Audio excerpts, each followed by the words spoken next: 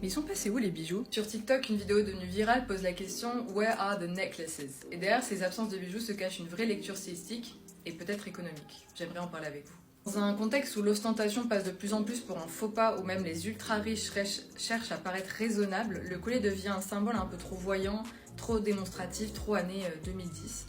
Par exemple, certains parlent d'un lien avec le style Recession Core, un hashtag qui atteint des millions de vues, et dans ces vidéos, on décortique un peu l'esthétique du moins c'est mieux, du minimalisme un peu plus stratégique. C'est un peu une réponse esthétique à une période d'incertitude financière, comme dans les années 30 ou 2008, on assiste à un retour à une forme d'humilité dans le luxe, moins d'ostentation, plus de retenue. Le minimalisme, sur le coup, permet aussi de mettre l'accent ailleurs, les boucles d'oreilles, le maquillage ou même un ventre arrondi, puisque oui, le baby bump est aussi devenu une pièce de mode à part entière. C'est aussi une nouvelle façon de sublimer le vêtement lui-même et les femmes. Les stylistes aujourd'hui veulent qu'on regarde la robe, la silhouette, pas qu'on soit distrait par des colliers opulents. Il y a aussi une volonté esthétique forte, un collier surtout s'il est massif ou brillant, attire immédiatement l'œil, il hiérarchise un peu le regard. Or aujourd'hui, ce qu'on veut, c'est regarder la tenue. Le collier est aussi considéré un peu comme vieillot, un peu plus daté, donc c'est aussi pour ça. Les boucles d'oreilles, elles, par exemple, sont plus tactiques. Elles encadrent le visage, captent la lumière, mettent en valeur l'éclat du teint sans jamais prendre le dessus. En parallèle, les célébrités misent aussi sur le weird dressing pour créer des moments viraux comme Kylie Jenner ou Sam Smith, la robe lion, l'ensemble un peu gonflé qu'il avait porté au Brit Awards. Effectivement, quand l'ensemble est déjà un statement, les bijoux deviennent superflus. Mais attention, ça veut pas dire que le bijou est mort, enfin j'espère pas.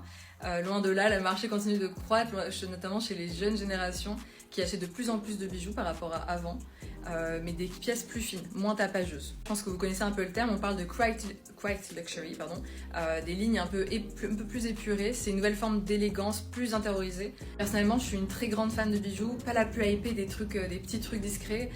Donc l'absence des bijoux un peu plus maximaliste m'a vraiment sauté aux yeux ces derniers temps. C'est pour ça que je voulais en parler avec vous et me renseigner aussi sur le sujet pour savoir s'il y avait des choses à dire en particulier dessus, s'il y avait des explications. En tout cas, j'espère pouvoir avoir des looks construits, élaborés autour de bijoux, même au-delà des colliers, genre des parures de corps, des bracelets sculpturaux, des accessoires de cheveux, des faux piercings, etc.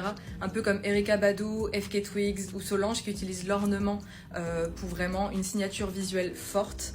J'espère vraiment voir ça dans les prochains red carpets ou en tout cas les prochains moments importants de célébrité. Et vous, vous en pensez quoi? Est-ce que vous êtes un peu plus team bijoux minimaliste, bijoux un peu plus maximaliste? Ça dépend des moments. Est-ce que vous aviez remarqué aussi cette absence de bijoux? Est-ce que ça vous a choqué? Est-ce que c'est quelque chose que vous déplorez ou pas? Donc voilà, l'espace commentaire est là pour en parler. J'espère que ça vous a plu. À une prochaine!